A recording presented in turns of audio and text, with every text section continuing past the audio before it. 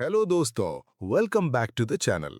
तो जैसा कि आप सब जानते हो, सोल लैंड 2 का यूट्यूब अडेप्टेशन अब एपिसोड 136 तक आ चुका है। लेकिन स्टोरी यहीं खत्म नहीं होती। आज से मैं आप सब के लिए एपिसोड 136 के बाद की कंप्लीट नॉवल स्टोरी एक्सप्लेन करने वाला हूं, फुल डिटेल्स के साथ, इमोशंस, फाइट्स, पावर अप्स और शॉकिंग ट्विस्ट्स के साथ। अगर आप जानना चाहते हो कि हु यू हाउ और टंग वू टोंग के साथ आगे क्या होता है, तो वीडियो को एंड तक देखना, लाइक करो और चैनल को सब्सक्राइब करना मत भूलना।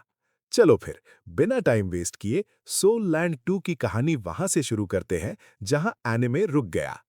यहाँ सीन स्टार्ट होता है एक बहुत ही इंटेंस मोमेंट से, जहाँ हुओ योहाव अपने हाथों के अराउंड एक इनविजिबल एयर करंट बना रहा था, जो हवा की तरह नहीं बल्कि एक प्रिसाइज फोर्स की तरह काम कर रहा था। ये फोर्स हवा में लटक रहे मेटल के टुकड़ों को गाइड कर रहा था।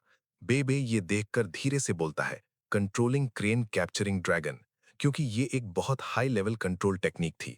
धीरे धीरे 7 मेटल के पीसेस एक जगह इकट्ठा होने लगे और हुओ योहा उन्हें एक सिल्वर बॉल की तरफ खींच रहा था, जो हवा में फ्लोट कर रही थी।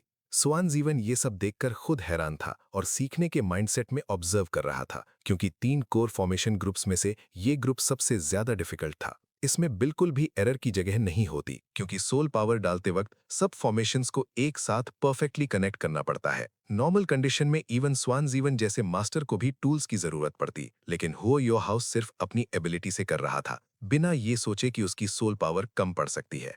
हुओ योहाओ का स्पिरिचुअल सोल कोर तेज घूम रहा था और उसे मैसिव सोल पावर और स्पिरिचुअल पावर प्रोवाइड कर रहा था। वो हवा में मौजूद 7 कोर फॉर्मेशंस को एक एक मिलीमीटर की एक्यूरेसी के साथ एडजस्ट करता रहा।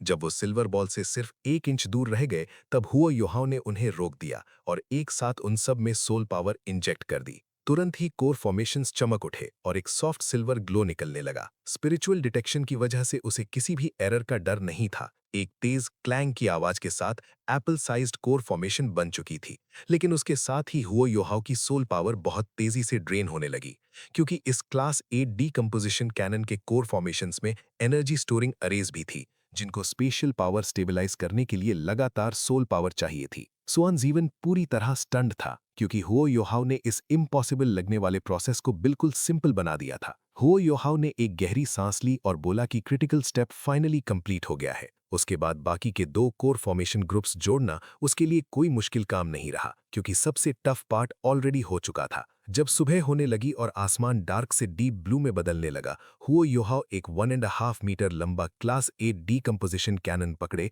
स्वान जीवन के सामने खड़ा था, जो हल्की सिल्वर रोशनी से चमक रहा था। स्वान जीवन ने कैनन को हाथ में लिया और बिना टेस्ट किए ही समझ गया कि ये परफेक्ट है, क्योंकि उसने हर स्टेप खुद देखा था।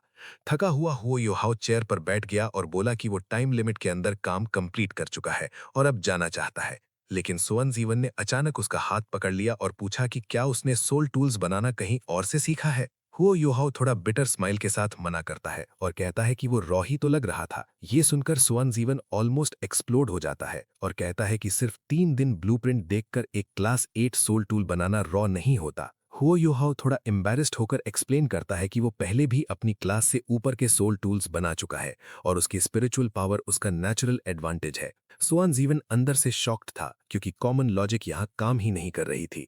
वो इंसिस्ट करता है कि हुओ योहाव को रुकना ही होगा और उसके अंडर क्लास 8 सोल इंजीनियर का बेसिक नॉलेज सीखना पड़ेगा, क्योंकि फ्यूचर में वो उसे क्लास 9 तक ले जा सकता है। हुओ योहाव ये सुनकर गुस्सा हो जाता है और याद दिलाता है कि डील के हिसाब से कैनन बनाते ही उसे जाने देना था, क्योंकि इस मिशन में टीचर श्याओ या को बचाना जरूरी है। सोहन जीवन आर्ग्यू करता है कि ये कैनन अभी कंप्लीट नहीं है, क्योंकि इसकी फुल स्ट्रेंथ अनलीश करना इवन एक सोल डोलुओ के लिए मुश्किल है। तब हुओ योहाव कामली बताता है कि उसकी सोल पावर ऑलरेडी रैंक 80 पर पहुंच चुकी है और ट्विन मार्शल सोल्स की वजह से उसके पास एक्स्ट्रा एडवांटेज है। ये सुनकर बेबेई, हे कैथू और स्वन जीवन तीनों एक साथ शॉक हो जाते हैं। Huo Yuhao casually ice divine crystals, manifold mysterious ice essence और ice fire yin yang well का जिक्र करता है और बताता है कि वो सबके लिए कल्टीवेशन बूस्टिंग एसेंस भी लाया है। स्वान जीवन फाइनली हार मान लेता है और गुस्से में चलते हुए कह देता है कि 1 महीने के बाद हुओ योहाव को वापस आना ही होगा।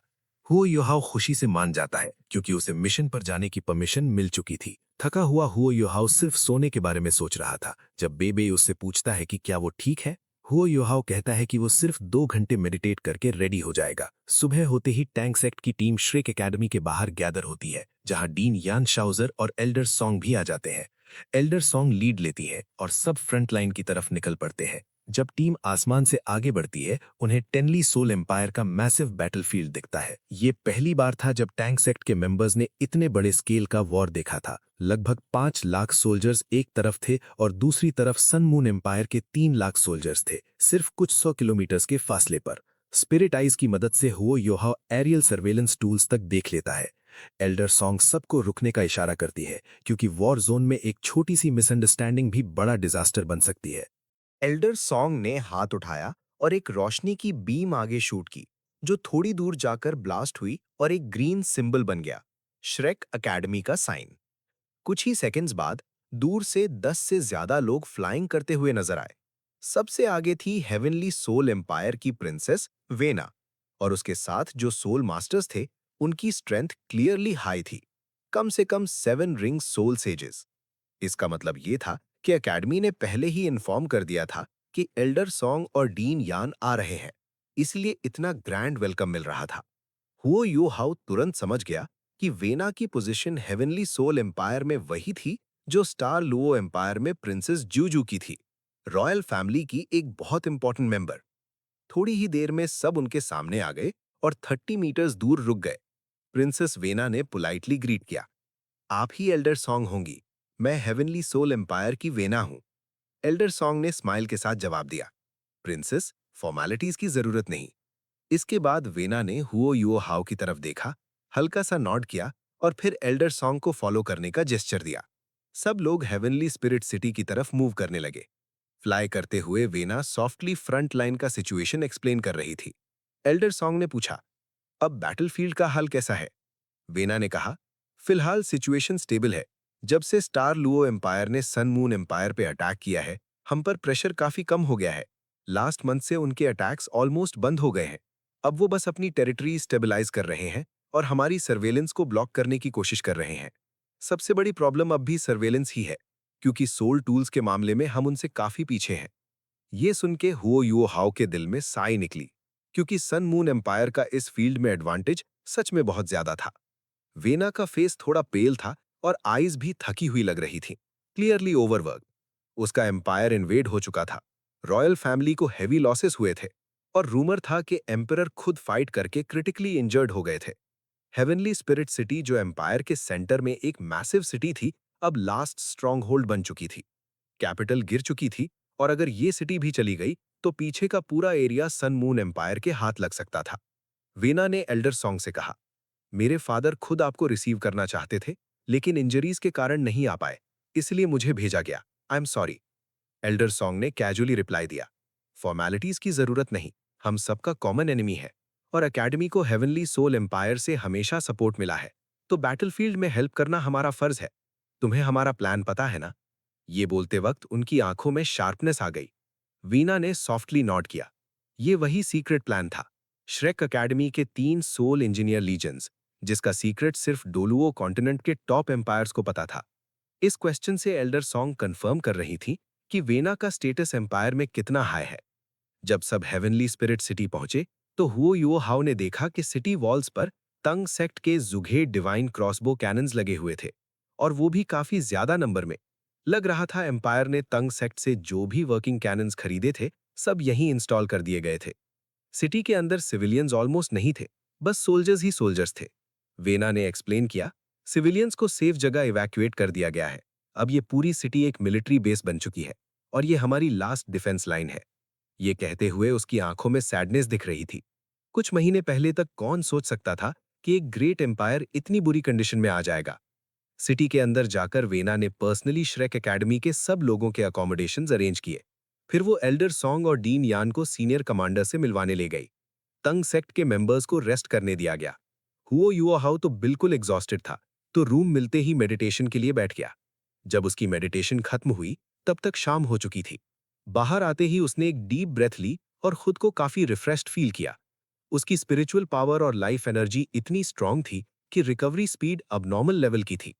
ऊपर से वो अभी भी अपने ब्लड में manifold mysterious ice essence absorb कर रहा था। इसलिए उसकी सोल पावर स्टेडिली ग्रो कर रही थी और वो अपनी रैंक 80 कल्टिवेशन कंसोलिडेट कर रहा था। इस ट्रिप में आइस बियर किंग भी उसके साथ था, लेकिन फ्रंट लाइन पर बॉडी सेक्ट के एक्सपर्ट्स होने की वजह से रिस्क था कि कोई उसे पहचान ले और ट्रबल हो जाए। इसीलिए हुओ युओ हाउ ने उसे अपने स्पेक्ट्रल डेमी प्लेन में रेस्ट करने भेज दिया, जहां उसने हेवन डू सिटी के राशन वेयरहाउस से चुराया हुआ काफी फूड स्टोर करके रखा था, enough for at least half a month. तभी एक जेंटल आवाज आई, तुम उठ गए? हुओ युओ हाउ ने देखा तो ये गुआई सामने खड़ी थी। वो सब एक छोटे कोर्टयार्ड के रूम्स में थे, इसीलिए बाहर निकलते ही सब एक दूसरे को दिख जाते थे। हुओ युओ हाउ ने स्माइल करके कहा, गुआई, तुम्हारी कल्टीवेशन काफी इंप्रूव हुई लग रही है। सोल पावर फ्लक्चुएशन से क्लियरली लग रहा था कि वो अराउंड 70 रैंक पहुंच गई है। ये गुआई ने स्माइल के साथ कहा, अभी भी तुमसे काफी दूर हूं, तुम ही मेरा टारगेट हो। हुओ युओ हाउ हंसा, तुम थोड़ी ज्यादा एम्बिग्यूअस हो। ये गुआई ने आइज रोल करके बोला, तुम ही ज्यादा एरोगेंट हो। हुओ युओ हाउ चर्टल करके बोला, मैं बस ट्रूथ बोल रहा हूं। तभी अचानक नान च्यू बीच में टपक पड़ी, तुम लोग क्या बात कर रहे हो? वो ये गुआई के पास जाकर हुओ युओ हाउ को सस्पिशियस लुक देते हुए बोली, मेरी कल्टीवेशन भी इंप्रूव हुई है, तुमने मेरी प्रेज क्यों नहीं की? हुओ युओ हाउ ने हेल्पलेसली कहा, सच? मुझे तो लगता है तुम बस आइडलिंग करती रहती हो। ये सुनते ही नान च्यू गुस्से में आ गई और कुछ बोलने ही वाली थी कि कोर्टयार्ड के गेट पर नॉक हुआ। पहले उसने हुओ युओ हाउ को ग्लेयर किया, फिर डोर खोलने चली गई। जैसे ही उसने डोर खोला, हुओ युओ हाउ भी शॉक हो गया। बाहर प्रिंसेस वेना खड़ी थी। नान च्यू ऑलमोस्ट स्टैमर कर गई, योर हाइनेस? वेना ने सॉफ्टली स्माइल करके पूछा, क्या मैं अंदर आ सकती हूँ? नान च्यू तुरंत साइड हो गई। आफ्टरनून में एल्डर सॉन्ग और डीन यान ने कमांडर्स से मीटिंग के बाद कहा था कि उनका मेन गोल सिर्फ लोगों को रेस्क्यू करना है और फिलहाल वॉर के चांसेस कम है क्योंकि सिचुएशन स्टेबल है। हुओ युओ हाउ को समझ नहीं आ रहा था, लेकिन ये गुआई और नान च्यू क्लियरली कंफ्यूज थे। प्रिंसेस यहाँ क्यों आई है? कोर्टयार्ड में एंटर करते ही वेना नेचुरली हुओ युओ हाउ की तरफ देखी और सरप्राइज के साथ बोली, युओ हाउ, तुम यहाँ हो? मैं तुमसे ही मिलने आई थी। हुओ युओ हाउ ने अपनी नाक की तरफ पॉइंट करके बोला, मैं? वेना ने नॉड किया, हाँ। क्या हम तुम्हारे रूम में बात कर सकते हैं? मुझे तुमसे कुछ इंपॉर्टेंट कहना है। हुओ युओ हाउ थोड़ा हेजिटेट हुआ, फिर बोला, ठीक है योर हाइनेस, और उसे अपने रूम में ले गया। जैसे ही डोर बंद हुआ, नान च्यू की आंखें फट गईं। वो ये गुआई की तरफ मुड़कर बोली, देखा, ये लड़का जहां जाता है लड़कियों का अटेंशन खींच लेता है। मुझे समझ ही नहीं आता इसमें ऐसा क्या है। ये गुआई हंसी और बोली, तुम ज्यादा सोच रही हो। नान च्यू अनॉय ब्रोकर बोली, ज्यादा सोच रही हूं? अगर ऐसा नहीं है तो प्रिंसेस खुद इसके पास क्यों आई है? वो हेवनली सोल एम्पायर की सीनियर कमांडर है। ऑफिशियल काम होता तो एल्डर सॉन्ग या डीन यान के पास जाती। डायरेक्ट इसके पास आना मतलब कुछ तो सीन है। ये गुई ने नैन चूचू के सर पर हल्की सी टैप मारी और बोली, तुम क्या अजीब अजीब सोच रही हो, सीधा क्यों नहीं सोच सकती? क्लियरली प्रिंसेस और यू हाउ के बीच सिर्फ फॉर्मल और सेरेमोनियल इंटरेक्शन है। ऊपर से उसका एम्पायर ऑलरेडी इतनी बुरी सिचुएशन में है, उसके पास रिलेशनशिप्स के लिए टाइम कहाँ होगा? पक्का कोई ऑफिशियल काम होगा। और भूल मत, यू हाउ टैंग सेक्ट का सिंबॉलिक फिगर है। एल्डेस्ट सीनियर तक उससे कई मैटर्स में कंसल्ट करते हैं। ऊपर से सर्वेलेंस में वो एक्सपर्ट है, शायद बात उसी से रिलेटेड हो। नैन चूचू ने आंखें ब्लिंक करके बोला, अरे वाह सिस्टर गुई, तुम तो स्मार्ट हो गई हो। ये गुई तुरंत बोली, मैं स्मार्ट नहीं हुई, तुम डम हो गई हो। जितना ज्यादा कंसर्न होती जाओगी उतना ही डिस्ट्रेस बढ़ेगा। तुम ही तो पहले मुझे समझा रही थी, अब लगता है तुम खुद ही ज्यादा डीप में फंस रही हो। नहीं। नैन चूचू का फेस रेड हो गया और वो तुरंत डिनाई करने लगी। ये गुई स्माइल करके बोली, सच तुम खुद जानती हो, जो बातें तुम मुझे बोल रही थी पहले, वही अब खुद को बोलो। उधर रूम के अंदर हु यू हाउ ने प्रिंसेस वे ना को बैठने का जेस्चर दिया और खुद सामने वाली चेयर पर बैठ गया। वो पोलाइटली बोला, सॉरी योर हाइनेस, अभी शिफ्ट हुआ हूं, सर्व करने के लिए कुछ नहीं है। वे ना ने हेड शेक करके हल्का सा साई लिया, मुझे फिलहाल इन सब चीजों का मूड नहीं है। वैसे तुम्हारे रूम का टेम्परेचर थोड़ा लो है। हु यू हाउ स्माइल करके बोला, मैं अभी कल्टिवेट कर रहा था, आप मेरी मार्शल सोल भूल गई? वे ना सडनली रियलाइज करके बोली, ओ राइट, तुम्हारी अल्टीमेट आइस मार्शल सोल है। फिर हु यू हाउ ने सीधा पॉइंट पे आते हुए पूछा, तो योर हाइनेस, आप यहाँ क्यों आई हैं? वी ना ने उसकी तरफ गहरी नजरों से देखा, जैसे उसकी आंखों में कोई इमोशनल वेव चल रही हो। हु यू हाउ की स्पिरिचुअल पावर स्ट्रांग होने के बावजूद उस स्टेयर से वो थोड़ा ऑकवर्ड हो गया। और तब अचानक वे ना उसके सामने घुटनों पर बैठ गई और बाव करते हुए बोली, Yu Hao, please Heavenly Soul Empire को बचा लो। ये देखते ही हु यू हाउ शॉक हो गया, तुरंत आगे बढ़कर उसे उठा दिया। योर हाइनेस, ये क्या कर रही है, आप बात करके बोल सकती हैं। वे ना उठी, लेकिन उसकी आंखों में आंसू आ चुके थे और ऑनेस्टली किसी लड़की के आंसू बहुत डेंजरस होते हैं। हु यू हाउ का दिल भी थोड़ा हैवी हो गया। अभी तक जो प्रिंसेस इतनी डिग्निफाइड और ऑ इंस्पायरिंग लग रही थी, वो इस हाल में थी। ये देखकर उसने साय लेते हुए कहा, योर हाइनेस, जो भी बात है सीधा बोल दीजिए। मैं जितनी हेल्प कर सकता हूं जरूर करूंगा। वीना ने रोती हुई आवाज में कहा, थैंक्स, सॉरी, मैं कंट्रोल खो बैठी। पिछले कुछ टाइम से प्रेशर बहुत ज्यादा है। तुम्हें दोबारा देखकर अच्छा लगा। मुझे अभी भी याद है जब हम पहली बार मिले थे। हु यू हाउ बस चुपचाप सुनता रहा, क्योंकि वो जानता था कि उसे एक वीक लड़की समझना बहुत बड़ी मिस्टेक होगी। प्रिंसेस जूजू ऑलरेडी इंप्रेसिव थी, लेकिन वेना तो उससे भी ज्यादा शार्प लग रही थी। आंसू पोंछते हुए वेना बोली, सन मून एम्पायर का अटैक बहुत सडन था। उन्होंने हमारी सर्विलेंस ऑलमोस्ट सील कर दिए। पहले मुझे लगा था बॉडी सेक्ट के साथ हम स्ट्रांग हैं और ओवरऑल हम स्टार लॉ एम्पायर से बेटर पोजीशन में हैं। लेकिन जब मैंने देखा कि उनके सोल टूल्स ने कैसे हमारी डिफेंस लाइन को ब्लास्ट करके उड़ा दिया, हमारे हाई लेवल सोल मास्टर्स मर गए और उनके एनिमीज लिंक डिफेंसिव बैरियर के अंदर बिल्कुल सेफ थे, तब मुझे समझ आया कि मेरी सोच कितनी नाइव थी। वो बोलते बोलते थोड़ी लॉस्ट सी हो गई। ये सिंपैथी गेन करने के लिए नहीं था, बल्कि उसका जेन्युइन पेन था। पिछले कुछ महीनों में उसने एम्पायर कोलैप्स होते देखा, काउंटलेस लाइव्स लॉस्ट हुई और ऑलमोस्ट सब कुछ सोल टूल से कनेक्टेड लग रहा था। फिर साय लेते हुए वेना ने हु यू हाउ की तरफ देखा और बोली, जब मैंने तुम्हें पहली बार देखा था तभी मुझे सोल टूल्स की इंपॉर्टेंस का अंदाजा हो गया था। ऑनेस्टली हमने हैवी लॉसेस फेस किए हैं, लेकिन अगर टैंग सेक्ट के जूहा डिवाइन क्रॉसबो कैनन्स ना होते तो हमारा हाल और भी बुरा होता। मुझे स्टार लॉ एम्पायर में तुम्हारे अचीवमेंट्स के बारे में पता चला है। तुम ही हो जिसने मिंग डो माउंटेन रेंज वापस दिलवाने में मदद की है, जिससे हम पर से प्रेशर कम हुआ। चाहे तुम डायरेक्टली वॉर में नहीं आए, फिर भी तुम हेवनली सोल एम्पायर के बेनिफैक्टर हो।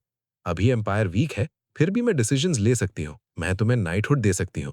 ये कहते वक्त उसकी आंखों में होप चमक रही थी, जैसे वो ईगली उसके आंसर का वेट कर रही हो। हु यू हाउ अंदर से शॉक था। ये प्रिंसेस सच में नेक्स्ट लेवल शार्प थी। स्टार लॉ एम्पायर ने तो पब्लिक में ये रिवील ही नहीं किया था कि मिंगडो माउंटेन रेंज वाली ऑपरेशन के पीछे मैं हूं। फिर भी उसे पता था। और ये भी कि मुझे स्टार लॉ एम्पायर ने नाइटहुड ऑफर की थी। Even though heavenly Soul empire सिर्फ 1/3 टेरिटरी पे आ चुका था, फिर भी उनकी नाइटहुड एक बड़ी बात थी। इंटेलिजेंस के मामले में वो स्टार लॉ एम्पायर से भी आगे लग रही थी। हु यू हाउ ने जेंटली हेड शेक करके कहा, सॉरी योर हाइनेस, शायद आप जानती हैं कि मुझे स्टार लॉ एम्पायर ने नाइटहुड ऑफर की है, लेकिन वो मैं पर्सनल रीजंस की वजह से एक्सेप्ट कर रहा हूँ। ग्रीडी होने की बात नहीं है। फिर भी आपके ऑफर के लिए थैंक यू। वेना के दिल में हल्का सा साय निकला। वो ऑलरेडी इतनी ओपनली बात कर चुकी थी, फिर भी हु यू हाउ ने स्ट्रेट रिजेक्ट कर दिया। यू हाउ, हमारी सिचुएशन तुम्हें पता है। मैं तुम्हें और भी ऑफर कर सकती हूँ, लेकिन वो तब जब एम्पायर बेटर कंडीशन में आ जाए। अगर तुम्हें कुछ चाहिए हो तो सीधा बोल देना। ये बात सिर्फ बेनिफिट्स की लग रही थी। क्लियरली वो किसी बड़े पर्पस के लिए बात कर रही थी। हु यू हाउ ने थोड़ा सोचकर सीरियसली जवाब दिया, योर हाइनेस, मुझे पर्सनली कुछ नहीं चाहिए। मेरी नीड्स अकेडमी की नीड्स है। जब तक हेवनली सोल एम्पायर अकेडमी को सपोर्ट करता रहेगा, सब ठीक है। और अगर आपको हेल्प चाहिए, बस बोल दीजिएगा। ये सुनकर वेइना अंदर से थोड़ी डिप्रेस्ड हुई, लेकिन उसकी फेस पर एक्सप्रेशन और मेलंकोलिक हो गया। मैं बस चाहती हूँ कि फ्यूचर में तुम हेवनली सोल एम्पायर की हेल्प करो। हम तुम्हारे कॉन्ट्रीब्यूशंस कभी नहीं भूलेंगे। अगर हम कुछ कर सकते हो और तुम्हें जरूरत हो तो बस बोल देना। ये प्रॉमिस लाइफ टाइम के लिए है। ऑनेस्टली आज मैं यहाँ सिर्फ तुमसे अच्छा रिलेशनशिप बिल्ड करने आई हूँ। तुम ज्यादा मत सोचो। हाँ, मैं तुम्हें अपनी साइड पुल करने आई हूँ और मैं पहले ही डिसाइड करके आई थी, तुम जो मांगोगे हम पूरी कोशिश करेंगे फुलफिल करने की, इवन मेरी बॉडी भी। ये बोलते वक्त उसने आवाज लो कर ली और हेड झुका लिया। वो इतनी ब्यूटीफुल थी और अब फ्लर्टिशियस भी। किसी भी लड़के के लिए ये मोमेंट डेडली होता। इवन हु यू हाउ भी थोड़ा मूव हो गया, लेकिन उसने कामली रिप्लाई किया, योर हाइनेस, आपको ऐसा करने की जरूरत नहीं है। अभी हम सबका कॉमन एनिमी है। सब जानते हैं कि अगर Heavenly Soul Empire Sun Moon Empire से डिस्ट्रॉय हो गया तो हम सब डूम्ड है। इसीलिए हम पूरी कोशिश करेंगे आपकी हेल्प करने की।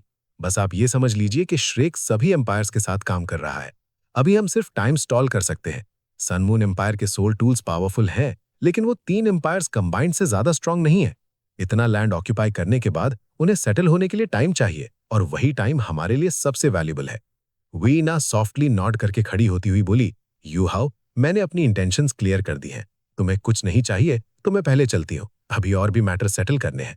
और हाँ, फ्यूचर में अगर तुम्हें कभी हमारी हेल्प चाहिए हो तो बिना हेजिटेशन बोल देना, हम फुल सपोर्ट देंगे। हु यू हाउ ने रिस्पेक्टफुली नॉड किया और उसे दूर तक छोड़ने गया। जाते जाते वो अचानक पलटी और शार्प गेज के साथ उससे देखा। हु यू हाउ थोड़ा स्टार्टल्ड हो गया और तब वेना ने विस्पर किया, तुम्हें मेल प्रॉब्लम तो नहीं है? व्हाट? हु यू हाउ का फेस रेड हो गया। एलिगेंट प्रिंसेस से ऐसी लाइन एक्सपेक्ट नहीं की थी। वेना चकल करके चली गई और जाते जाते सॉफ्टली बोली, अब फाइनली थोड़ा बेटर फील हो रहा है। हु यू हाउ बस ऑकवर्डली खड़ा रह गया। उसे पता था कि लास्ट में प्रिंसेस बस अपनी रियल सेल्फ दिखा रही थी, लेकिन फिर भी सीन काफी रिडिकुलस था। जैसे ही वेन आ गई, साइड से बेबई अपीयर हुआ और हंसी के साथ बोला, लिटिल जूनियर, क्या वो तुम्हें ब्राइब करने आई थी? Who Yu how bitter smile के साथ नॉट कर दिया। उसे पहले ही फील हो रहा था कि बेबई पास ही कहीं खड़ा था। प्रिंसेस ने आवाज लो रखी थी, लेकिन बेबई जैसे पावर हाउस के लिए सुनना मुश्किल नहीं था। बई बई हंसते हुए बोला, अब तो तू फुल डिमांड में है। प्रिंस कॉन्सॉर्ट बनना बुरा थोड़ी है। हु यू हाउ का फेस तुरंत डार्क हो गया। एल्डेस्ट सीनियर, आप भी मेरा मजाक उड़ा रहे हो। लिटिल जूनियर, आदमी को कभी स्ट्रेट नो नहीं बोलना चाहिए। बई बई बोलता हुआ आगे बढ़ गया। हु यू हाउ उसके पीछे गया और पूछा, एल्डर सीनियर, हम एक्शन कब लेंगे? बई बई ने रिप्लाई दिया, डिनर के बाद डिस्कस करेंगे। एल्डर सॉन्ग और डीन यान वापस आ चुके हैं। एल्डर सॉन्ग ने बोला है कि हेवनली सोल एम्पायर चाहता है कि हम उनकी सर्वेलेंस में हेल्प करें। लगता है उन्हें पता है तुमने स्टार लो एम्पायर के लिए क्या किया था। वो तुम्हारी फुल कैपेबिलिटी यूज करना चाहते हैं। प्रिंसेस वेना शायद इसी वजह से तुमसे मिलने आई थी। वो काफी क्लेवर है, उसे पता है तुम सर्वेलेंस में एक्सपर्ट हो और टैंक सेट में तुम कितने इंपॉर्टेंट हो सकता है उसे ये भी पता हो कि फ्यूचर में तुम 3 सोल इंजीनियर लीजेंड्स के मेन कमांडर्स में से एक बनोगे, इसलिए तुम्हें ब्राइब करना हेवनली सोल एम्पायर के लिए बेनिफिशियल है। हुआ यू हाउ ने नॉट किया। हाँ, मुझे भी ऐसा ही लगता है। बई बई ने टीजिंग टोन में उससे देखा और बोला, ऑफ कोर्स ये भी हो सकता है कि वो सच में तुम्हें पसंद करती हो। आफ्टर ऑल मेरा लिटिल जूनियर मल्टी टैलेंटेड है। तुम हर हाइनेस के साथ परफेक्टली फिट हो। हुआ यू हाउ ने बिटर स्माइल के साथ कहा, एल्डर सीनियर, बस करो यार। हमें सर्वेलेंस करनी ही होगी। अगर हम नहीं करेंगे तो हम टीचर शाओया को ढूंढ ही नहीं पाएंगे। उनके साथ कोऑर्डिनेट करना इस एरिया में बिल्कुल ठीक है। और अगर हमें टीचर शाओया को रेस्क्यू करना है तो उनकी हेल्प भी चाहिए होगी। बिना वॉर के कवर के सन मून एम्पायर के मिलिट्री एरिया में घुसना इम्पॉसिबल है। टीचर तांगिया का नाम आते ही बई का एक्सप्रेशन सीरियस हो गया। सच तो ये था कि उससे ज्यादा एंग्शियस कोई नहीं था। तांगिया इतने सालों से मिसिंग थी और हर साल बई के लिए टॉर्चर जैसा था। जब तक कोई न्यूज नहीं थी वो तड़पता रहा, और जब न्यूज मिली तो पता चला कि वो होली गोस्ट चर्च की होली लेडी बन चुकी है। उसे पता था उसकी लवर कहाँ है, लेकिन फिर भी वो उसे बचा नहीं सकता था। ये सबसे ज्यादा पेनफुल बात थी। अब जब फाइनली उसे चांस मिला था तो नेचुरली वो एक्सट्रीमली एंग्शियस था। लेकिन बैटलफील्ड में लगभग 10 लाख सोल्जर्स थे। इतनी भीड़ में किसी एक इंसान को ढूंढना कितना मुश्किल था। ऊपर से तांगिया एनिमी साइड पर थी और किसी को नहीं पता था वो कितनी स्ट्रांग हो चुकी है। साथ ही होली गोस्ट चर्च के पावरफुल लोग उसके अराउंड होंगे ही। इसलिए रेस्क्यू के लिए पहले सॉलिड प्लान बनाना जरूरी था। चलो डिनर करते हैं, उसके बाद प्लानिंग शुरू करेंगे। बई बई ने हुओ यू हाउ का शोल्डर पकड़ा और गेस्ट हॉल की तरफ ले गया। डिनर बहुत लैविश था। हेवनली सोल एम्पायर ने उनके लिए रेयर और नरिशिंग डेलिकेसीज प्रिपेयर की थीं, जो सोल मास्टर्स के बॉडी के लिए बेस्ट होती हैं। लेकिन सब लोग मिशन के प्रेशर में थे, इसलिए टेस्ट पे ज्यादा फोकस ही नहीं कर पाए। डिनर जल्दी खत्म हो गया। सर्वेंट्स ने टेबल क्लीन कर दी और तब एल्डर सॉन्ग बोली, ऑल राइट, अब मिशन डिस्कस करते हैं। ये सुनते ही सब लोग ऑटोमेटिकली स्ट्रेट बैठ गए, इवन यान शाओजे भी। एल्डर सॉन्ग के सामने वो भी जूनियर ही थे। थोड़ा सोचने के बाद एल्डर सॉन्ग ने यान शाओजे की तरफ देखा और बोली, शाओजे, तुम क्या सोचते हो? यान शाओजे ने कहा, आज हमें हेवनली सोल एम्पायर से जो इन्फो मिली है, उसके अकॉर्डिंग हेवनली, डोलिंग और स्टार लो एम्पायर्स की जॉइंट आर्मी यहाँ गैदर हो चुकी है। यहाँ 9 सोल मास्टर लीजन्स और 20 से ज्यादा टाइटल डोलुए हैं। ओवरऑल स्ट्रेंथ काफी स्ट्रांग है। 3 आर्मीज का मार्शल हेवनली सोल एम्पायर का प्रिंस है, नाम है श्वाई शू। वो चाहता है कि हम सन मून एम्पायर की सर्वेलेंस एबिलिटीज को वीकन करें। उसने उनके आर्मी सेटअप के बारे में कुछ इन्फो भी दी है और बोला है कि वो इस मिशन में हमसे कोऑर्डिनेट करेगा। एल्डर सॉन्ग ने ऐड किया, उनकी रिक्वेस्ट रीजनेबल है। आफ्टर ऑल हम सिर्फ 11 लोग हैं। वॉर का पूरा सीन चेंज करना हमारे लिए पॉसिबल नहीं, लेकिन हम एनिमी की सर्वेलेंस जरूर वीकन कर सकते हैं। एल्डर सॉन्ग खुद एक top tier agility soul master थी, रैंक 97 ट्रांसेंडेंट डोलुओ। अगर वो खुद एक्शन लें तो सन मून एम्पायर के सोल टूल्स तोड़ना उनके लिए ईजी होता, जब तक कि एनिमी ने कोई एक्सट्रीम सेटअप ना किया हो। फिर एल्डर सॉन्ग ने बई बई की तरफ देखा। बई बई, तुम्हारी क्या ओपिनियन है? टैंक सेट के लीडर और एकेडमी के सिंबॉलिक फिगर होने की वजह से उसकी बात इंपॉर्टेंट थी। बई बई ने नॉड करके कहा, एल्डर सॉन्ग, डीन यान, हमारा मेन गोल टीचर शाओया को रेस्क्यू करना है। उसके बाद ही हम हेवनली सोल एम्पायर को फुल सपोर्ट देंगे, वो भी अपनी सेफ्टी इंश्योर करते हुए। इसलिए मुझे लगता है कि हमें पहले खुद की सर्वेलेंस करनी चाहिए और शाओया का एग्जैक्ट लोकेशन कंफर्म करना चाहिए। साथ ही सन मून एम्पायर का सेटअप भी समझना होगा, तब जाके बेस्ट एक्शन डिसाइड कर सकते हैं। एल्डर सॉन्ग ने हल्की सी नॉड की और फिर अम्यूजमेंट के साथ हुओ यू हाउ को देखा। आओ भाई, हमारे लिटिल सर्वेलेंस हीरो, तुम बताओ, सन मून एम्पायर के अगेंस्ट हमें कैसे एक्ट करना चाहिए? मिंगदाओ माउंटेन रेंज वाली हुओ यू हाउ की अचीवमेंट्स ऑलरेडी एकेडमी में फेमस थी और सी गॉड्स पवेलियन का मेंबर होने के नाते एल्डर सॉन्ग नेचुरली सब जानती थी। एल्डर सॉन्ग की बात सुन के यान शाओजे भी स्माइल करने लगा। बचपन से ही वो हुओ यू हाओ को हाईली टैलेंटेड मानता था और अब तो वो यंगर जनरेशन का सिंबॉलिक फिगर बन चुका था। टैंग सेक्ट का हाईएस्ट पोटेंशियल सोल मास्टर। हुओ यू हाओ रेयरली श्रेक एकेडमी आता था और जब आता भी था तो जल्दी निकल जाता था। इसलिए यान शाओजे को भी उसकी करंट लिमिट्स का एग्जैक्ट आइडिया नहीं था। सीनियरिटी के हिसाब से वो अभी भी उसका लिटिल जूनियर ही था। हुओ यू हाओ ने हल्की सी कॉफ की और बोला, एल्डर सॉन्ग, डीन यान, मैं कोई हीरो नहीं हूं, लेकिन अगर सर्वेलेंस की बात करें तो मैं सन मून एम्पायर के ऊपर सुपर हाई एरियल सर्वेलेंस कर सकता हूं। मुझे उनके एरियल सर्वेलेंस सोल टूल्स का सेटअप समझ में आता है। वो अपने टूल्स सिर्फ अराउंड 3000 मीटर्स एल्टीट्यूड तक रख सकते हैं। अगर मैं उससे ऊपर रहूं तो मैं उनकी ओवरऑल सिचुएशन कंफर्म कर सकता हूं। हाँ, डिटेल्स थोड़ी वेग हो सकती हैं, लेकिन बेसिक पिक्चर मिल जाएगी। फिर वो सीरियस होते हुए बोला, लेकिन टीचर शाओया का एग्जैक्ट लोकेशन पिन पॉइंट करना टफ होगा। मेरी स्पिरिचुअल डिटेक्शन एक लिमिटेड एरिया तक ही काम करती है। ऊपर से सन मून एम्पायर के इंपॉर्टेंट सोल टूल्स के अराउंड स्पिरिचुअल बैरियर्स होते हैं। जैसे ही मेरी डिटेक्शन उन बैरियर्स को टच करेगी, मैं इमीडिएटली एक्सपोज हो जाऊंगा और अटैक हो सकता है। अगर वो मुझे डिस्कवर कर लें तो एस्केप मुश्किल हो जाएगा। इसीलिए अगर हमें टीचर शाओया को वापस लाना है तो हमें एटलीस्ट एक बार उनसे फाइट करनी होगी या नाइट एम्बुश प्लान करना होगा। इंटरैक्शन के बिना रिलायबल इंफॉर्मेशन मिल ही नहीं सकती, और वो भी तब जब हम अपनी सेफ्टी प्रॉपर्ली इंश्योर कर सके। सर्वेलेंस के लिए हुओ यू हाओ के दिमाग में ऑलरेडी क्लियर प्लान था। वॉर के दौरान मल्टीपल मिशन से उसे काफी एक्सपीरियंस गेन हो गया था और अल्टीमेट सोल्जर प्लान ट्रेनिंग ने उस स्किल को और शार्पन कर दिया था। अब उसकी सेल्फ प्रोटेक्शन एबिलिटीज भी काफी इंप्रूव हो चुकी थी और ऊपर से आइस बियर किंग जैसे ट्रम्प कार्ड के साथ उसे कॉन्फिडेंस था कि स्मॉल स्केल फाइट्स में वो किसी से भी डील कर सकता है। इवन टाइटल डोलुओ के अगेंस्ट भी वो सेफ रिट्रीट कर सकता था। हुओ यू हाओ की बॉन्ड सुन के एल्डर सॉन्ग और इंप्रेस हो गई। नो वंडर तुम अल्टीमेट सोल्जर प्लान के स्टार प्रोडक्ट हो। अगर हमें फाइट स्पार्क करनी है तो हेवनली सोल एम्पायर की हेल्प चाहिए होगी और हमें बहुत केयरफुल रहना होगा। सन मून एम्पायर के soul engineer legends lightning fast react करते हैं और लिंक्ड सोल टूल्स की वजह से उनके अटैक्स एक्सट्रीमली लीथल होते हैं। अगर कुछ गलत हो गया तो हैवी कैजुअलिटीज का रिस्क रहेगा। हुओ यू हाओ ने नोट किया। हाँ, मैं ये पहले ही कंसिडर कर चुका हूँ। इसीलिए एम्बुश के टाइम ज्यादा लोग नहीं होने चाहिए, लेकिन जो हो वो स्ट्रांग होने चाहिए।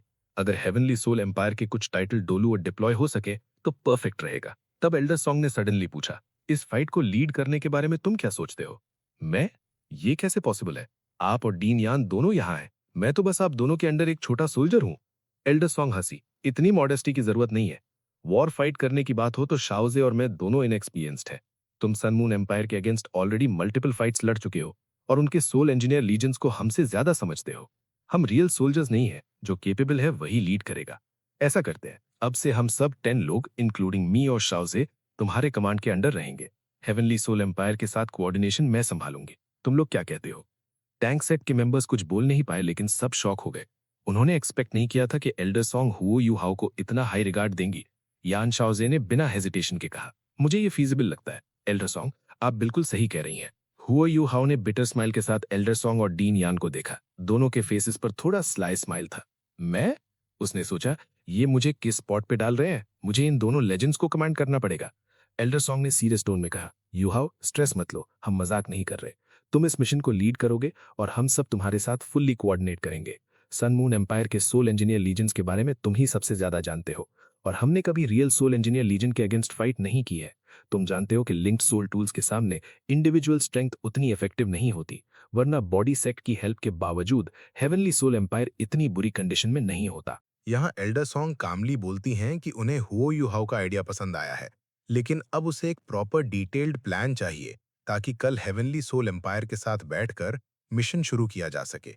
हुओ यू हाओ कुछ कहना चाहता है, पर एल्डर सॉन्ग उसे रोककर याद दिलाती हैं कि वो सी गॉड्स पवेलियन का मेंबर है और रिस्पॉन्सिबिलिटी से पीछे नहीं हटना चाहिए। गुरु का नाम सुनकर यू हाओ सीरियस हो जाता है और कहता है कि वो अपनी पूरी कोशिश करेगा। एल्डर सॉन्ग मुस्कुराते हुए बोलती हैं कि वो लोग बूढ़े हो रहे हैं, अब यंग जनरेशन को आगे आना चाहिए, और ये कहकर वो रेस्ट करने चली जाती हैं। बाहर से लगता है जैसे वो जिम्मेदारी यू हाओ पर डाल रही हूं, पर असल में वो उस पर ट्रस्ट दिखा रही होती हैं और उसकी लीडरशिप स्किल्स टेस्ट करना चाहती हैं, क्योंकि फ्यूचर में श्रेक एकेडमी अपनी सोल इंजीनियर लीजेंड्स बैटलफील्ड पर भेजने वाली है और उन्हें एक स्ट्रॉन्ग कमांडर चाहिए होगा। यू हाओ थोड़ा प्रेशर फील करता है, जबकि बेई बेई अंदर ही अंदर खुश होता है, क्योंकि वो जानता है यू हाओ कितना केपेबल है।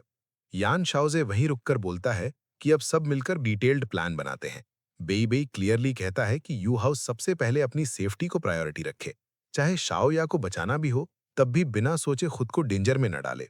यू हाउ साय करता है, पर एग्री करता है और बोलता है कि पहले सन मून एम्पायर की आर्मी का हाई एल्टीट्यूड सर्वेलेंस करेगा और हेवनली सोल एम्पायर से इंटेलिजेंस गैदर करेगा, जैसे उनके soul engineer legends, advanced soul tools और ओवरऑल स्ट्रेंथ।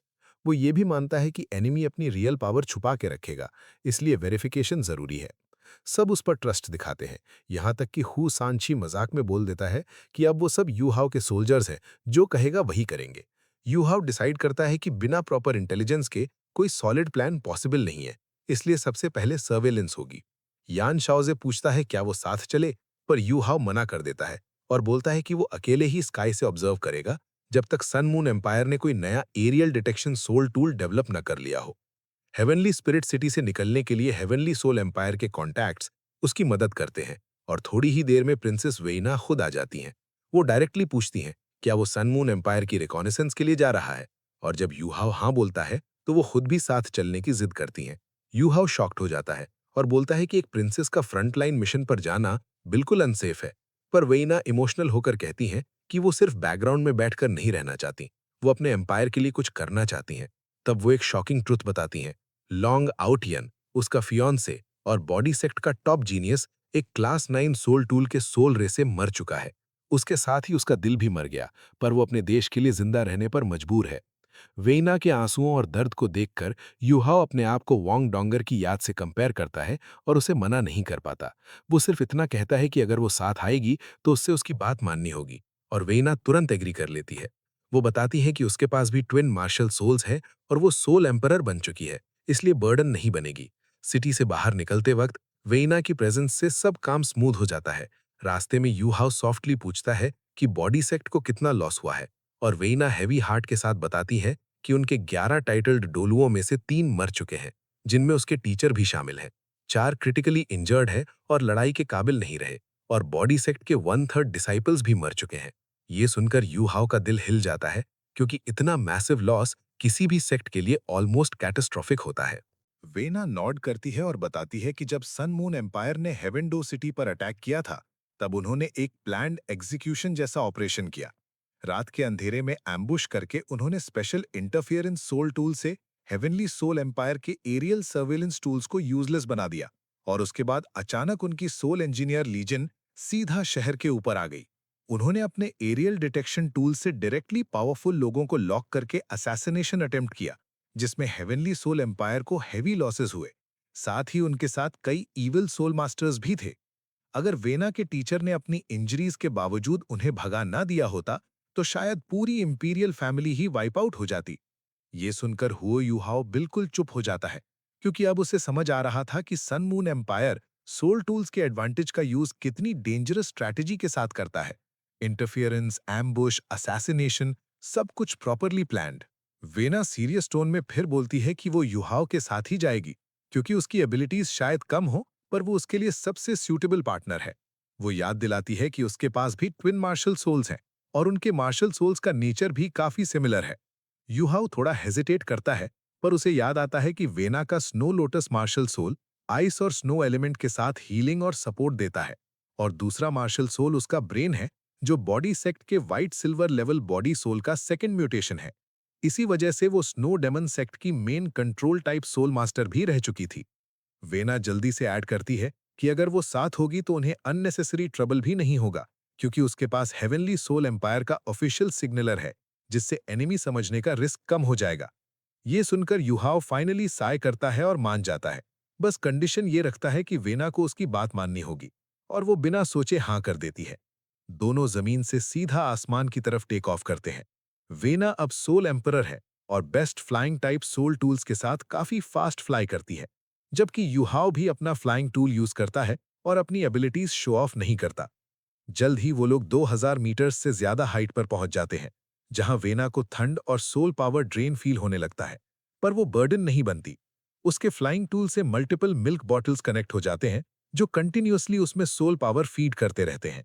यूहाओ को वैसे कोई प्रॉब्लम नहीं होती, और दोनों ऑलमोस्ट 3000 मीटर्स तक पहुंच जाते हैं। इस हाइट पर वेना थोड़ा स्ट्रगल करती है, पर यूहाओ बिल्कुल नॉर्मल रहता है, जिससे वो सीक्रेटली इंप्रेस हो जाती है। सेम एज बल्कि थोड़ा यंगर, फिर भी इतना स्ट्रांग। तभी उसे स्टार लो एम्पायर की बात याद आती है कि कैसे युहाओ की सर्वेलेंस ने मिंग दो माउंटेन रेंज वापस दिलाने में हेल्प की थी। वेना पूछती है, युहाओ ये हाइट काफी है? युहाओ बोलता है, अभी नहीं, ये सिर्फ सन मून एम्पायर के हाई ऑल्टीट्यूड सर्वेलेंस टूल्स के बराबर है। हमें और ऊपर जाना होगा ताकि डिटेक्ट ना हो। वेना कंफ्यूज्ड होती है कि इतनी ऊपर जाकर अंधेरे में कुछ दिखेगा कैसे। तब युहाओ कामली बोलता है, भूल गई, मेरा मार्शल सोल मेरी आंखें हैं। ये सुनकर वेना चुप हो जाती है। अगले ही मोमेंट युहाओ उसके पीछे फ्लैश करता है, उसके फ्लाइंग टूल के सेंटर को पकड़ लेता है और अचानक वेना को लगता है जैसे उसका वेट ही कम हो गया हो। दोनों लाइटनिंग स्पीड से और ऊपर चढ़ जाते हैं। इतना क्लोज से युहाओ की स्पिरिचुअल फ्लक्चुएशंस फील करके वेना सीक्रेट ही शॉक हो जाती है। उसके पास खुद brain type spiritual martial soul है, फिर भी वो युहाओ की रियल स्ट्रेंथ सेंस नहीं कर पाती। वो दिल में साय करती है कि पहले उसे लगता था वो और लॉन्ग आउटियन ही यंग जनरेशन के बेस्ट सोल मास्टर्स हैं, पर श्रेक एकेडमी के लोगों से मिलकर समझ आया कि उनसे कोई कम नहीं, और युहाओ तो उनसे भी काफी आगे निकल चुका है। आखिरकार दोनों 4000 मीटर्स की हाइट पर पहुंचते हैं, जहां युहाओ स्पीड स्लो कर देता है, क्योंकि इससे ऊपर जाना एनर्जी ड्रेनिंग होता, और वैसे भी इस ऑल्टीट्यूड पर एनिमी के एरियल डिटेक्शन टूल्स काम नहीं कर पाते। अब वो हॉरिजॉन्टली फ्लाई करते हुए सन मून एम्पायर के मिलिट्री बेस की तरफ बढ़ते हैं। तब अचानक युहाओ फील करता है कि कोई जेंटल और प्योर सोल पावर उसके अंदर पोर हो रही है। साथ ही एक सूदिंग फ्रेग्रेंस सी महसूस होती है। उसकी एनर्जी इंस्टेंटली रिकवर हो जाती है, बल्कि थोड़ी बूस्ट भी मिलती है। नीचे देखता है तो वेना अपनी पाम में ग्लोइंग स्नो लोटस पकड़े होती है, जो उसकी स्टैमिना और सोल पावर कंटिन्यूसली रिप्लेनिश कर रही होती है।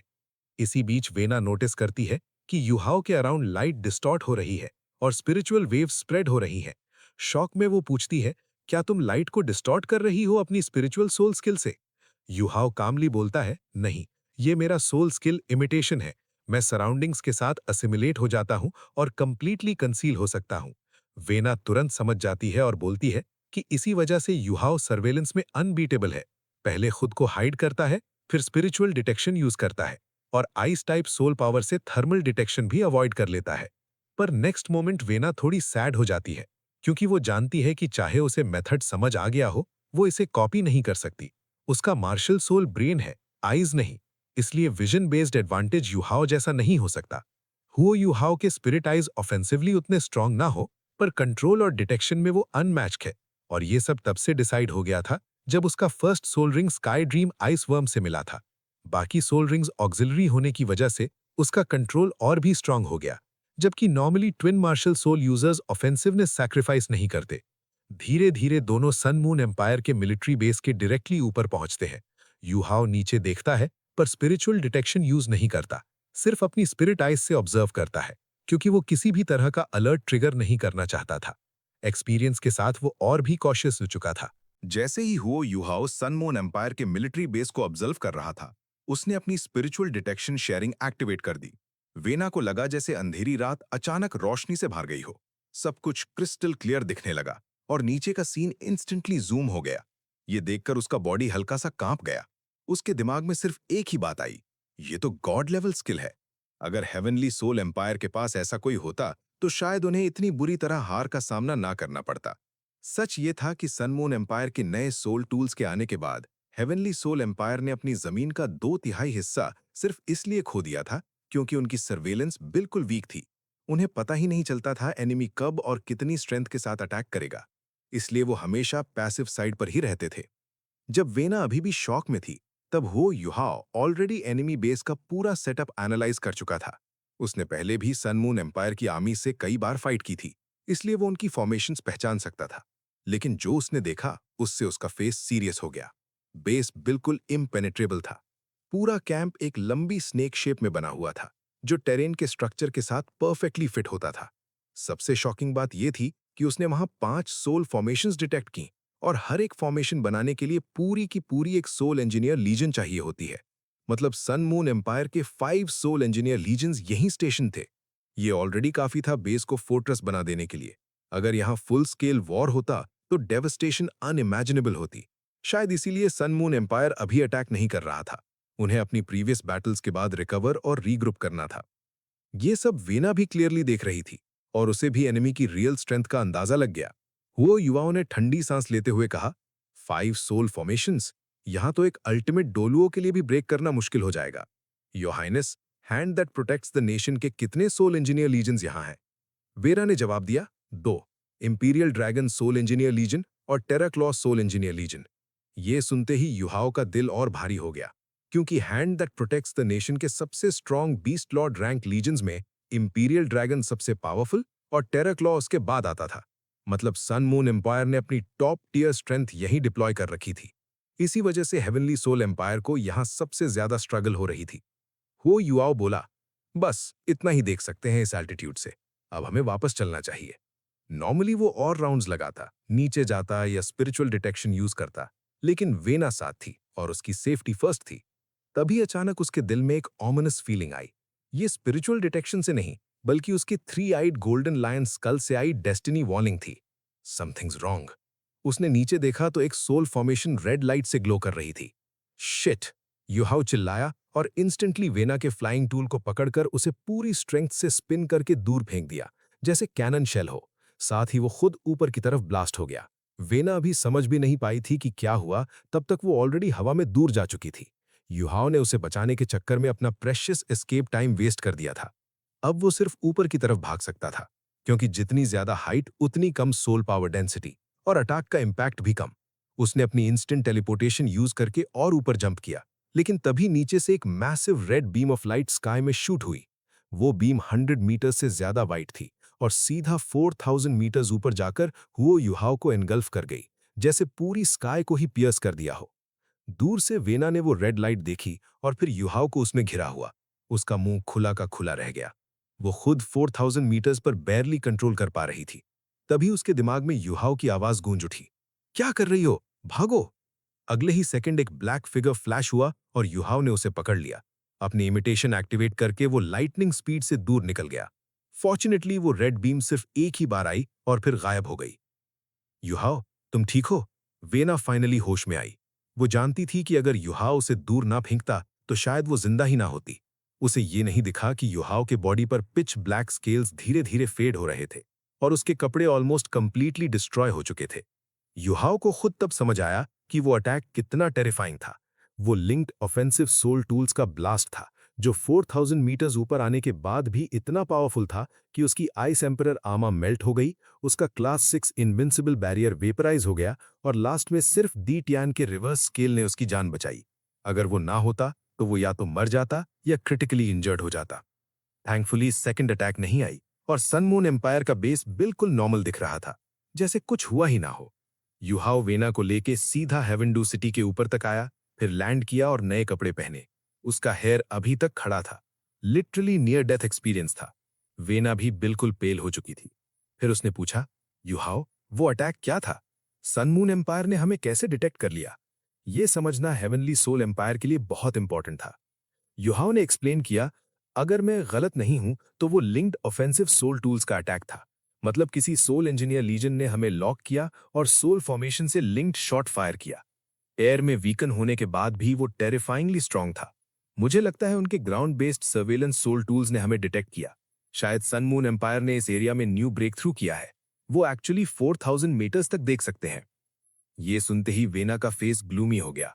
ऑलरेडी गैप ह्यूज था और अगर एनिमी और स्ट्रांग हो गया तो हेवनली सोल एम्पायर के लिए फ्यूचर और भी डार्क था। युहाओ ने उसे कंफर्ट करते हुए कहा, ज्यादा टेंशन मत लो, मुझे लगता है उनके सर्वेलेंस टूल्स का इफेक्ट एरिया लिमिटेड है। वो स्काई को स्वीप नहीं कर सकते। शायद हम एक्सीडेंटली एक टूल के रेंज में आ गए। अगर उन्होंने प्रॉपर ट्रैक किया होता तो अटैक्स वेव्स में आते, पर एक ही स्ट्राइक हुई, मतलब उन्होंने हमें लूज कर लिया। वेना बिटर स्माइल के साथ बोली, तुम मुझे कंफर्ट कर रहे हो, पर मैं सच जानती हूं और सॉरी, मैं तुम्हारी बर्डन बन गई।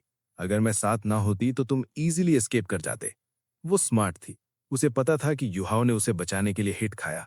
युहाओ मुस्कुराया और बोला, हम अलाइज हैं, इस बात को यहीं छोड़ देते हैं। पर हाँ, इस इंसिडेंट के बाद एनिमी अपनी डिफेंस और टाइट करेगा। नेक्स्ट टाइम शायद मैं तुम्हें साथ ना ला पाऊं। वेना अपना सर हल्का सा टिल्ट करती है और पॉकेट से एक छोटा सा पाउच निकालकर हुओ युहाओ को देती है। वो कहती है कि ये उनकी साइड का highest tier signal soul tool है और अगर ये हुओ युहाओ के पास रहा तो फ्रेंडली फोर्सेस कभी उस पर अटैक नहीं करेंगी। हुओ युहाओ प्रिंसेस की इंटेंशन समझ जाता है इसीलिए बिना मना किए वो गिफ्ट एक्सेप्ट करता है और अपनी पॉकेट में रख लेता है। वेना उसे गहरी नजरों से देखती है और बोलती है कि युहाव ने जो उन पर एहसान किया है उसका शुक्रिया शब्दों में बयान नहीं किया जा सकता, और वो इस बात को हमेशा याद रखेगी। फिर वो कहती है कि उसे तुरंत वापस जाना होगा, क्योंकि आज जो इंटेलिजेंस उसने देखी है वो बहुत ही कीमती है। वेना के जाने के बाद हुओ युहाओ अपने कोर्टयार्ड की तरफ चलता है और हवा में उड़ते हुए अपने एक्सपीरियंस के बारे में सोचता रहता है। वो लिंक्ड ऑफेंसिव सोल टूल्स की पावर याद करता है और समझता है कि ऐसा अटैक शायद एक टाइटल्ड डोलुओ को भी सीरियसली इंजर्ड कर सकता था। वो खुद को लकी मानता है कि उसने इमिटेशन यूज करके खुद को कंटिन्यूअसली हाइड रखा, वरना सिचुएशन बहुत ही डिजास्ट्रस हो सकती थी और शायद प्रिंसेस वेना जिंदा भी वापस ना आ पाती। इसी बीच उसे बीस्ट गॉड के रिवर्स स्केल के फायदे भी समझ आने लगते हैं, जो उसे सबसे डेंजरस मोमेंट्स में प्रोटेक्ट करता है। अगर ऐसा ना होता तो भारी चोट के बाद रिकवर करने में काफी टाइम लग जाता। लेकिन सबसे बड़ा सवाल यह था कि टीचर शाओया को कैसे ढूंढा जाए, क्योंकि सन मून एम्पायर का कैंप बिल्कुल एक सॉलिड मेटल प्लेट की तरह था, जिसे तोड़ना लगभग नामुमकिन लग रहा था।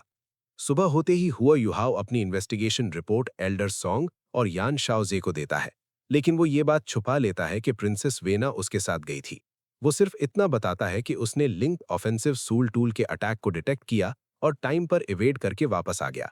ये सुनते ही सबके चेहरे सीरियस हो जाते हैं। एल्डर सॉन्ग धीमी आवाज में कहती हैं कि आज रात वो खुद हुआ युहाव के साथ चलेंगी, क्योंकि वो अटैक पावरफुल जरूर है, लेकिन वो उसे प्रोटेक्ट कर सकती हैं। हुओ युहाव थोड़ा सोचकर कहता है कि ये परफेक्ट होगा, लेकिन उसके पास एक और प्लान है।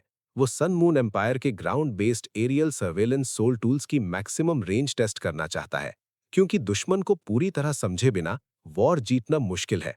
एल्डर सॉन्ग इस बात पर अग्री कर जाती हैं, क्योंकि उनके होते हुए हुओ युहाव को नुकसान पहुंचाना मुश्किल था। हुओ युहाव को एग्जैक्ट इन्फॉर्मेशन नहीं मिलती, लेकिन वो अंदाजा लगाता है कि सन मून एम्पायर ने ground based aerial surveillance soul tools उसी के खिलाफ डेवलप किए हैं, क्योंकि उसने उन्हें लगातार हेवी लॉसेस दिए थे। ये टूल्स शायद ऑसिलेशन डिटेक्टर्स थे, जो इतनी ज्यादा हाइट तक टारगेट कर सकते थे। ये बात ही सन मून एम्पायर की इंडस्ट्रियल पावर को दिखाती थी।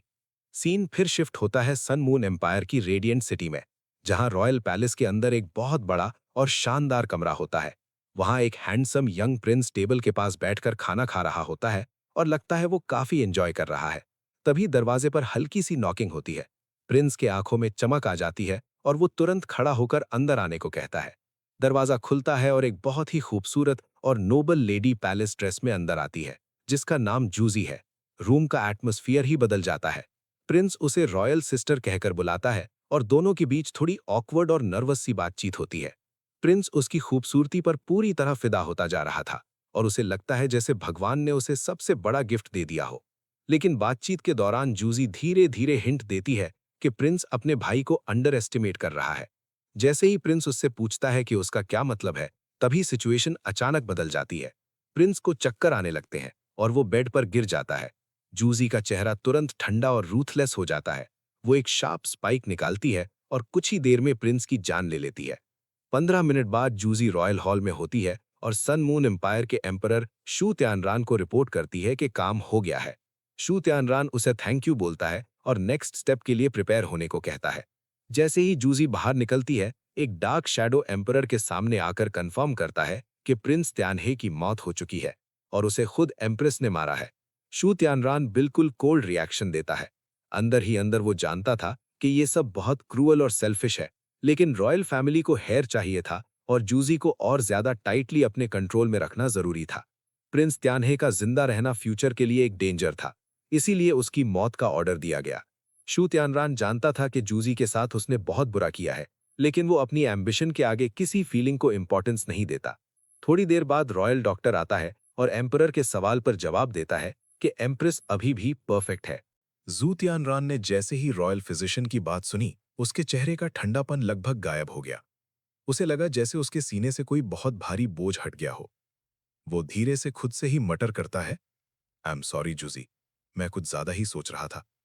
जब तक तुम मुझे बिट्रे नहीं करती, मैं तुम्हें अच्छा ही ट्रीट करूंगा। उसके बाद वो जमीन पर घुटनों के बल बैठे रॉयल फिजिशियन से कहता है कि वो जा सकता है और एम्प्रेस का ख्याल रखे, और ये पूरा प्रोसेस बिल्कुल स्मूथली कंप्लीट होना चाहिए।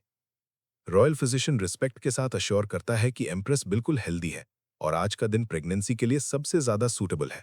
हत्ता कि वो 90% से ज्यादा कॉन्फिडेंट है कि एम्प्रेस प्रेग्नेंट हो जाएगी। लेकिन उसे बिल्कुल अंदाजा नहीं था कि उसके आखिरी शब्द थोड़े एम्बिगुअस लग रहे थे, और इसी वजह से जू तियानरान की आंखों में एक पल के लिए मर्डरस इंटेंट चमक उठा। सच ये था कि शुरू से ही जू तियानरान का प्लान था कि इस पूरे मामले से जुड़े किसी भी इंसान को जिंदा नहीं छोड़ा जाएगा।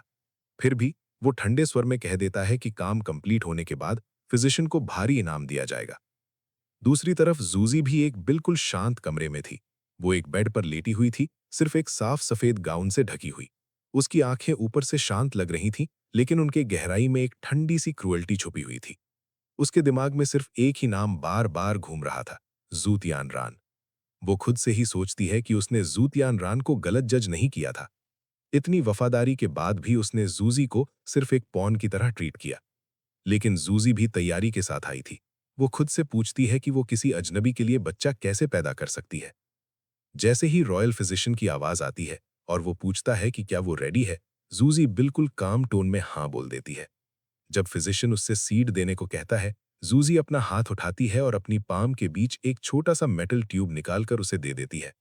इस वक्त उसके चेहरे पर हल्की सी टेंडरनेस होती है और जू तियानरान का नाम उसके दिमाग से गायब हो जाता है।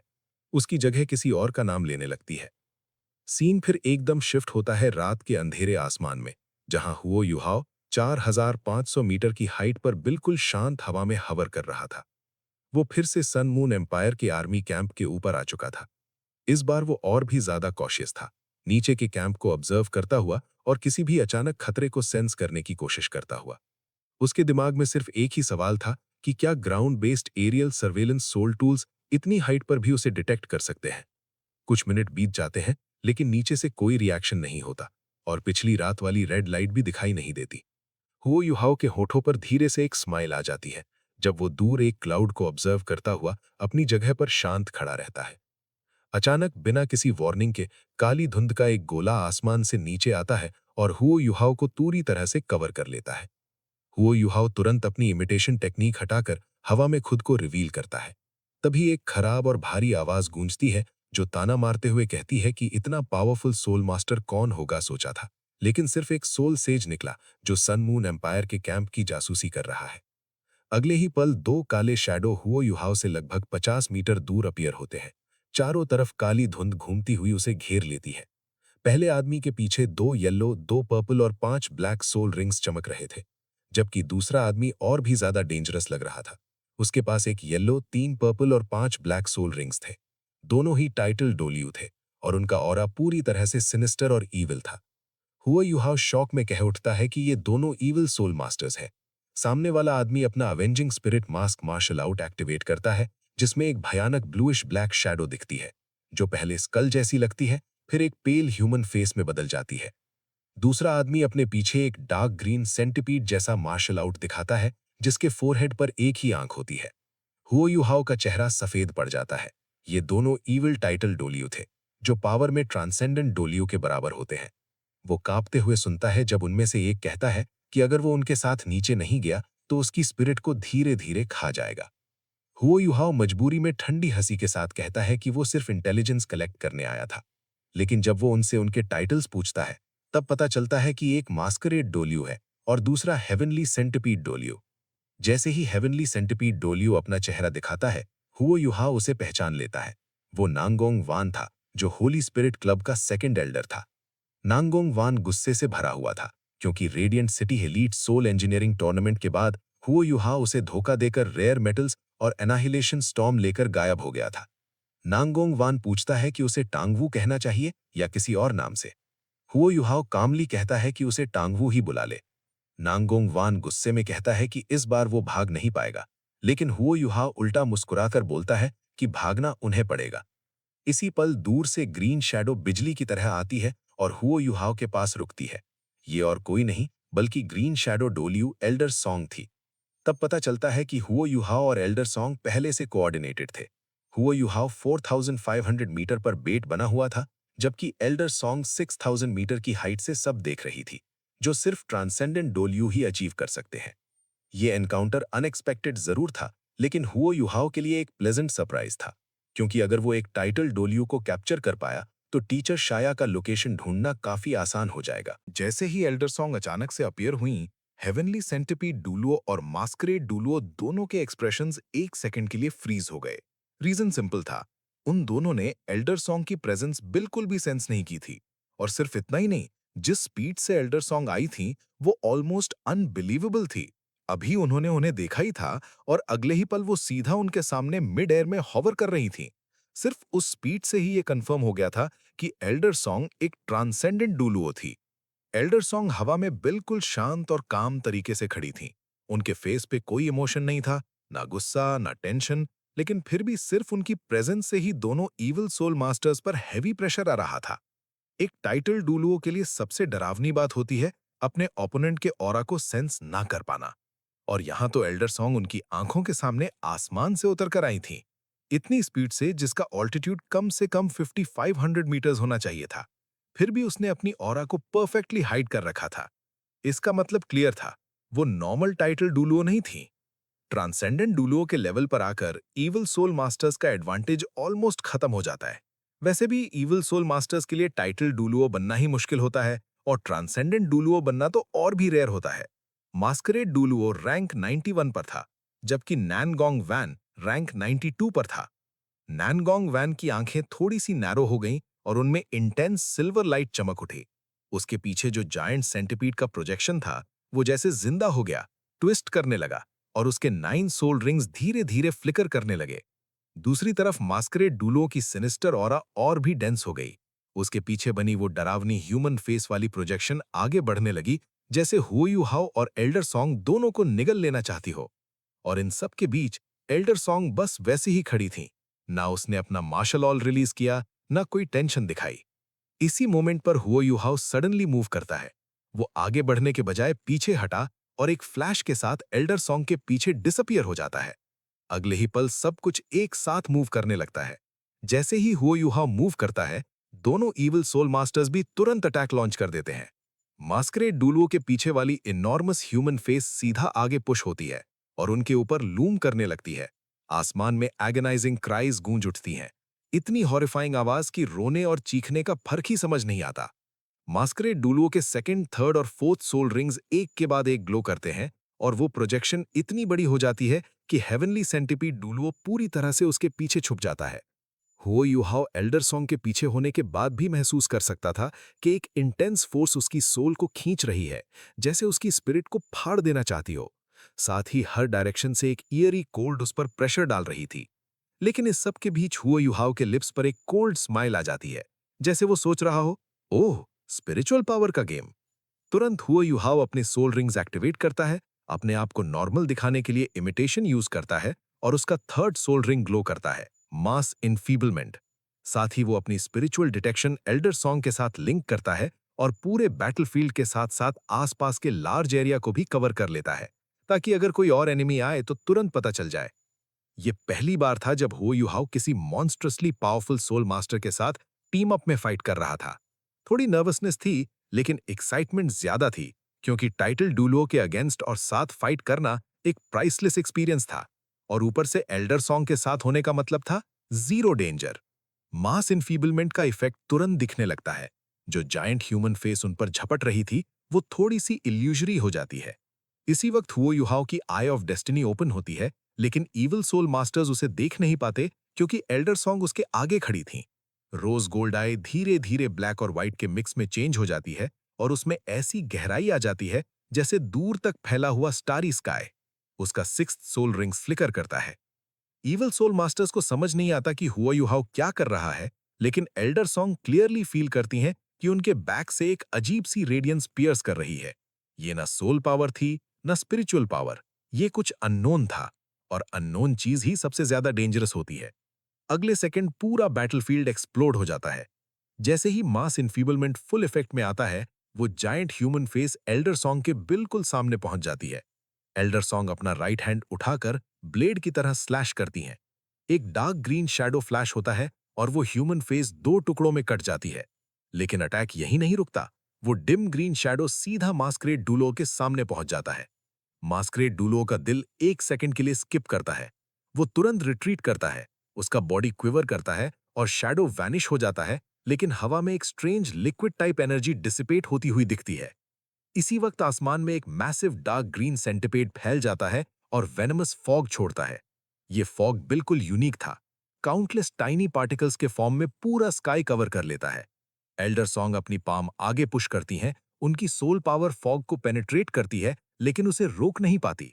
और तभी बिल्कुल साइलेंटली हो यू हाउ की आई ऑफ डेस्टिनी से एक डार्क बीम फायर होता है, जो रिट्रीट करते हुए मास्करेड डुलुओ को हिट करता है। रात का वक्त था, आसमान ऑलरेडी डार्क था और बीम का कलर भी नाइट स्काई जैसा ही था। न सोल पावर का फ्लक्चुएशन, न स्पिरिचुअल पावर का, बिल्कुल साइलेंट और इनविजिबल। एल्डर सॉन्ग जब इस बीम को फील करती हैं तो उनके पूरे बॉडी पर गूज बम्स आ जाते हैं। वो फिर से शॉक्ड हो जाती हैं। वेनमस फॉग अभी भी था, लेकिन एल्डर सॉन्ग जैसे पावर हाउस के लिए ये कोई प्रॉब्लम नहीं थी। ग्रीन लाइट फ्लैश होती है और वो हुओ युहाओ को लेकर डजन मीटर्स दूर शिफ्ट हो जाती हैं, वेनम के एरिया से बाहर, क्योंकि वो एक एजिलिटी टाइप सोल मास्टर थीं। मास्करेड डुलुओ जब उस ब्लैक बीम से हिट होता है तो उसके पूरे बॉडी में एक कोल्ड शिवर दौड़ जाता है। कुछ अजीब हो चुका था और एक ऑमिनस फीलिंग उसके अंदर भर जाती है। मेरे साथ क्या हो रहा है, वो शॉक में सोचता है। लेकिन उसका अटैक रुकता नहीं। वो अपने हाथ उठाकर फिंगर्स को मूव करता है, जैसे किसी चीज को कंट्रोल कर रहा हो। तुरंत हुओ युहाओ और एल्डर सॉन्ग के आसपास ट्विस्टिंग शैडोज वाइब्रेट करने लगते हैं।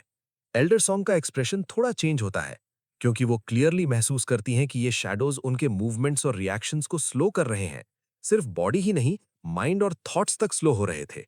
ये देखकर एक बात क्लियर हो जाती है कि मास्करेड डुलुओ एक कंट्रोल टाइप सोल मास्टर था, और जब एक असॉल्ट टाइप सोल मास्टर जैसे हेवनली सेंटिपीड डुलुओ और कंट्रोल टाइप सोल मास्टर साथ काम करें तो वो कॉम्बो डेडली होता है।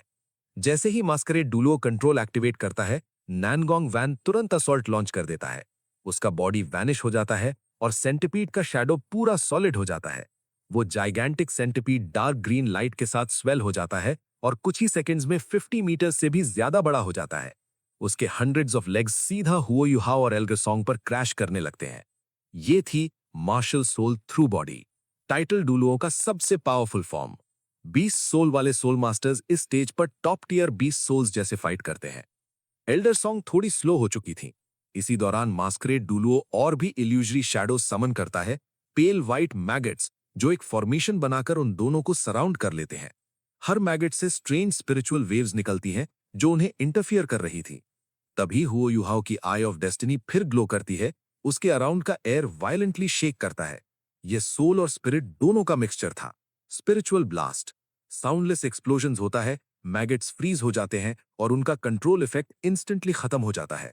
एल्डर सॉन्ग की आंखें तुरंत क्लियर हो जाती हैं। ग्रीन लाइट एक्सप्लोड होती है और वो जायंट सेंटिपीड को इग्नोर करते हुए सीधा मास्करेड डुलुओ की तरफ चार्ज करती है। ईगल की शार्प क्राई गूंज उठती है और वो एक इंटेंस ग्रीन बीम बन जाती है। रैंक 97 एजिलिटी टाइप टाइटल डुलुओ की स्पीड एब्सोल्युटली टेरिफाइंग थी। उस मोमेंट पर वो ऑलमोस्ट एक ग्रीन शैडो गॉडली ईगल में ट्रांसफॉर्म हो जाती है। छोटी सी, लेकिन इतनी फास्ट कि कोई उसे क्लियरली देख ही नहीं सकता। इवन हुओ युहाओ की आई स्पिरिट्स उसे ट्रैक नहीं कर पाती। सिर्फ आफ्टर इमेजेस हवा में फ्लैश दिखते हैं। जहां जहां से वो गुजरती है, वहां वहां मैगेट्स एक्सप्लोड हो जाते हैं। मास्करेड का टाइटल उसके मास्क की वजह से नहीं था। उसका मार्शल सोल था डिमोनिक मैगेट, एक हॉरिफाइंग सोल जो ह्यूमन सोल्स और ब्रेन्स कंज्यूम करके इवॉल्व होता जा रहा था।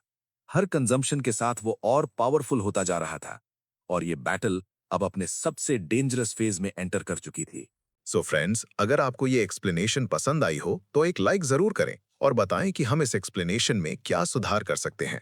सो फ्रेंड्स, आगे की स्टोरी और भी खतरनाक होने वाली है। कंटिन्यू करने के लिए हमारे चैनल को सब्सक्राइब करना मत भूलना। तो मिलते हैं नेक्स्ट एपिसोड में।